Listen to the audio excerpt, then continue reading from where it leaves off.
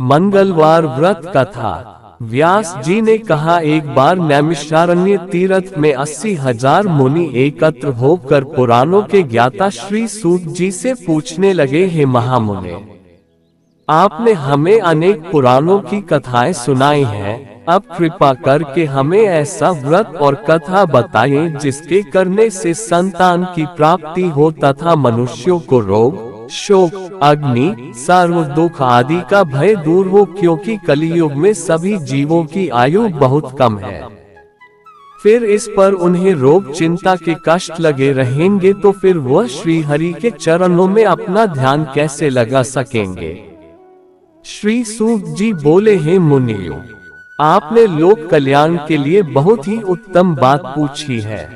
एक बार युधिष्ठिर ने भगवान श्री कृष्ण से लोक कल्याण के लिए यही प्रश्न किया था। भगवान श्री कृष्ण और युधिष्ठिर का संवाद तुम्हारे सामने कहता हूँ, ध्यान देकर सुनो। एक समय पांडवों की सभा में श्री कृष्ण जी बैठे हुए थे। तब युधिष्ठिर ने भगवान श्री कृष्ण से प्रश्न किया, हे प्रभु नंद नंद गोविंद, आपने मेरे लिए अनेकों कथाएं सुनाई हैं, आज आप कृपा करके ऐसा व्रत या कथा सुनाएं जिसके करने से मनुष्य को रोग चिंता का भय समाप्त हो और उसको पुत्र की प्राप्ति हो। हे प्रभु, बिना पुत्र के जीवन व्यर्थ है, पुत्र के बिना मनुष्य नरकगामी होता है, पुत्र के बिना मनुष्य पितृ ऋण से छुटकारा नहीं पा सकता और न ही उसका पुण्य नामक नरक से उद्धार हो सकता है। अतः पुत्र दायक व्रत बतलाए। श्री कृष्ण भगवान बोले, हे राजन, मैं एक प्राचीन इतिहास सुनाता हूँ, आप उसे ध्यान पूर्वक सुनो। कुंडलपुर नामक एक नगर था, उसमें नंदा नामक एक मन रहता था। भगवान की कृपा से उसके पास सब कुछ था, फिर भी वह दुखी था। इसका कारण ये था कि मन की स्त्री सुनंदा के कोई संतान न थी। सुनंदा पतिव्रता थी, भक्ति पूर्वक श्री हनुमान जी की आराधना करती थी। मंगलवार के दिन व्रत करके अंत में भोजन बनाकर हनुमान जी का भोग लगाने के बाद स्वयं भोजन करती थी। एक बार मंगलवार के दिन मणि ग्रह कार्य की अधिकता के कारण हनुमान जी को भोग न लगा सकी, तो इस पर उसे बहुत दुख हुआ। उसने कुछ भी नहीं खाया और अपने मन में प्रण किया कि अब तो अगले मंगलवार को ही हनुमान जी का भोग लगाकर अन्न जल ग्रहण करूंगी। मणि सुनंदा प्रतिदिन भोजन बनाती, श्रद्धा पूर्वक पति को खिलाती, परंतु स्वयं भोजन नहीं करती और मन ही मन श्री हनुमान जी की आराधना करती थी। इसी प्रकार 6 दिन गुजर गए और मणि सुनंदा अपने निश्चय के अनुसार भूखी प्यासी निराहार रही। अगले मंगलवार को मणि सुनंदा प्रातः काल ही बेहोश होकर गिर पड़ी। मणि सुनंदा की इस असीम भक्ति के प्रभाव से श्री हनुमान जी बहुत प्रसन्न हुए और प्रकट होकर बोले, सुनंदा, मैं तेरी भक्ति से बहुत प्रसन्न हूँ, तू उठ और वर मांग। सुनंदा अपने आराध्य देव श्री हनुमान जी को देखकर आनंद की अधिकता से वल हो श्री हनुमान जी के चरणों में गिरकर बोली, हे प्रभु, मेरी कोई संतान नहीं है, कृपा करके मुझे संतान प्राप्ति का आशीर्वाद दें, आपकी अति कृपा होगी। श्री महावीर जी बोले, तेरी इच्छा पूर्ण होगी, तेरे एक कन्या पैदा होगी, उसके अष्टांग प्रतिदिन सोना दिया करेंगे। इस प्रकार कहकर श्री महावीर जी अंतर्ध्यान हो गए। मणि सुनंदा बहुत हर्षित हुई और सभी समाचार अपने पति से कहा। मन देव कन्या का वरदान सुनकर कुछ दुखी हुए, परंतु सोना मिलने की बात सुनी तो बहुत प्रसन्न हुए। विचार किया कि ऐसी कन्या के साथ मेरी निर्धनता भी समाप्त हो जाएगी। श्री हनुमान जी की कृपा से वह मणि गर्भवती हुई और 10वें महीने में उसे बहुत ही सुंदर पुत्री प्राप्त हुई। ये बच्ची अपने पिता के घर में ठीक उसी तरह से बढ़ने लगी जिस प्रकार शुक्ल पक्ष का चंद्रमा बढ़ता है। 10वें दिन मन ने उस बालिका का नामकरण संस्कार कराया। उसके कुल पुरोहित ने उस बालिका का नाम रत्नावली रखा, क्योंकि यह कन्या सोना प्रदान किया करती थी। इस कन्या ने पूर्व जन्म में बड़े ही विधान से मंगल देव का व्रत किया था। रत्नावली का अष्टांग बहुत सा सोना देता था। उस सोने से नंदा मन बहुत ही धनवान हो गया। अब मणि भी बहुत अभिमान करने लगी थी। समय बीतता रहा। अब रत्नावली 10 वर्ष की हो चुकी थी। एक दिन जब नंदा मन प्रसन्नचित्त था, तब सुनंदा ने अपने पति से कहा, मेरी पुत्री रत्नावली विवाह के योग्य हो गई है, अतः आप कोई सुंदर तथा योग्य वर देखकर इसका विवाह कर दें। ये सुन मन बोला, अभी तो रत्नावली बहुत छोटी है। तब मणि बोली, शास्त्रों की आज्ञा है कि कन्या 8वें वर्ष में गौरी, 9 वर्ष में राहिणी, 10वें वर्ष में कन्या, इसके पश्चात रजस्वला हो जाती है। गौरी के दान से पाताल लोक की प्राप्ति होती है, राहिणी के दान से वैकुंठ लोक की प्राप्ति होती है, कन्या के दान से इंद्रलोक में सुखों की प्राप्ति होती है। अगर हे पतिदेव रजस्वला का दान किया जाता है तो घोर नरक की प्राप्ति होती है। इस पर मन बोला, अभी तो रत्नावली मात्र 10 ही वर्ष की है और मैंने तो 16-16 साल की कन्याओं के विवाह कराए हैं, अभी जल्दी क्या है। तब मणि सुनंदा बोली, आपको तो लोभ अधिक हो गया लगता है। शास्त्रों में कहा गया है कि माता पिता और बड़ा भाई रजस्वला कन्या को देखते हैं तो वह अवश्य ही नरकागामी होते हैं। तब मन बोला, अच्छी बात है, कल मैं अवश्य ही योग्य वर की तलाश में अपना दूत भेजूंगा। दूसरे दिन मन ने अपने दूत को बुलाया और आज्ञा दी कि जैसी सुंदर मेरी कन्या है वैसा ही सुंदर वर उसके लिए तलाश करो। दूत अपने स्वामी की आज्ञा पाकर निकल पड़ा। पंपई नगर में उसने एक सुंदर लड़के को देखा। यह बालक एक मन परिवार का बहुत गुणवान पुत्र था। इसका नाम सोमेश्वर था। दूत ने इस सुंदर व गुणवान मन पुत्र के बारे में अपने स्वामी को पूर्ण विवरण दिया। मन नंदा को भी सोमेश्वर अच्छा लगा और फिर शुभ मुहूर्त में विधि पूर्वक कन्या दान करके मनी संतुष्ट हुए। परंतु मन के मन तो लोभ समाया हुआ था। उसने कन्यादान तो कर दिया था पर वह बहुत हीन भी था। उसने विचार किया कि रत्नावली तो अब चली जावेगी और मुझे इससे जो सोना मिलता था वह अब मिलेगा नहीं। मेरे पास जो धन था कुछ तो इसके विवाह में खर्च हो गया और जो शेष बचा है वह भी कुछ दिनों पश्चात समाप्त हो जाएगा। मैंने तो इसका विवाह करके बहुत बड़ी भूल कर दी है। अब कोई ऐसा उपाय हो कि रत्नावली मेरे घर में ही बनी रहे, अपनी ससुराल ना जावे। लोभ रूपी राक्षस मन के मस्तिष्क पर छाता जा रहा था। रात भर अपनी या पर बेचैनी से करवटे बदलते बदलते उसने एक बहुत ही क्रूर निर्णय लिया।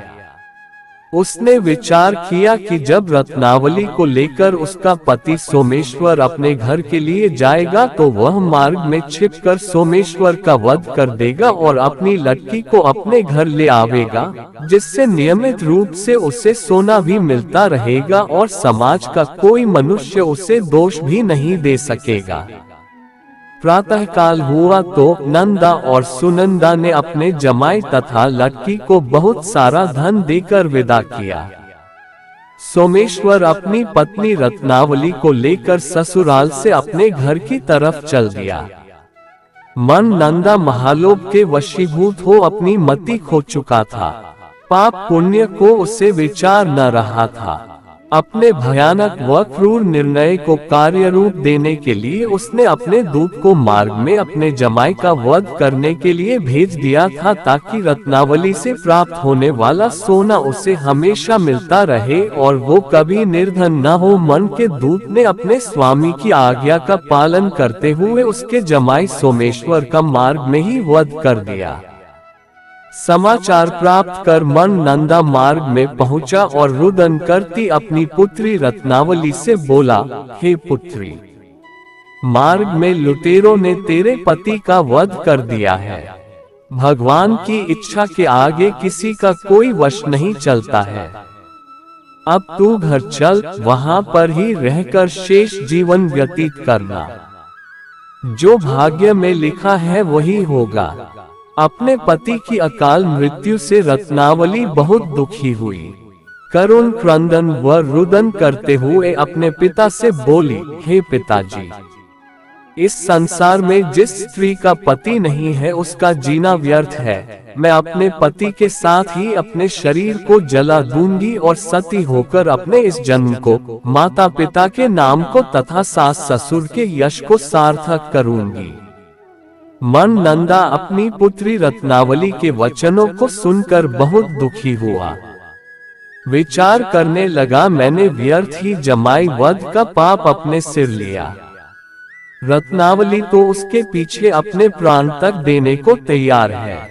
मेरा तो दोनों तरफ से मरण हो गया। धन तो अब मिलेगा नहीं। जमाई वध के पाप के फलस्वरूप यम यातना भी भुगतनी पड़ेगी। ये सोचकर वह बहुत खिन्न हुआ। सोमेश्वर की चिता बनाई गई। रत्नावली सती होने की इच्छा से अपने पति का सिर अपनी गोद में रखकर चिता में बैठ गई। जैसे ही सोमेश्वर की चिता को अग्नि लगाई गई, वैसे ही प्रसन्न हो मंगलदेव वहां प्रकट हुए और बोले, हे रत्नावली, मैं तेरी पति भक्ति से बहुत प्रसन्न हूँ, तू वर मांग। रत्नावली ने अपने पति का जीवन दान मांगा। तब मंगल देव बोले, रत्नावली, तेरा पति अजर अमर है, यह महाविद्वान भी होगा और इसके अतिरिक्त तेरी जो इच्छा हो वर मांग। तब रत्नावली बोली, हे ग्रहों के स्वामी, यदि आप मुझ पर प्रसन्न हैं तो मुझे यह वरदान दीजिए कि जो भी मनुष्य मंगलवार के दिन प्रातः काल लाल पुष्प, लाल चंदन से पूजा करके आपका स्मरण करे, उसको रोग व्याधि न हो, स्वजनों का कभी वियोग न हो, सर्प, अग्नि तथा शत्रुओं का भय न रहे। जो स्त्री मंगलवार का व्रत करे वह कभी विधवा न हो। मंगल देव तथास्तु कह कर अंतर ध्यान हो गए। सोमेश्वर मंगल देव की कृपा से जीवित हो उठा। रत्नावली अपने पति को पुनः प्राप्त कर बहुत प्रसन्न हुई और मंगल देव का व्रत प्रत्येक मंगलवार को करके व्रतराज और मंगल देव की कृपा से इस लोक में सुख ऐश्वर्य को भोगते हुए अंत में अपने पति के साथ स्वर्ग लोक को गई। मंगलवार व्रत एक अन्य कथा, another story of Tuesday fast. कथा, एक ब्राह्मण दंपति के कोई संतान न हुई थी, जिसके कारण पति पत्नी दुखी थे। वह ब्राह्मण हनुमान जी की पूजा हेतु वन में चला गया। वह पूजा के साथ महावीर जी से एक पुत्र की कामना प्रकट किया करता था। घर पर उसकी पत्नी मंगलवार व्रत पुत्र की प्राप्ति के लिए किया करती थी।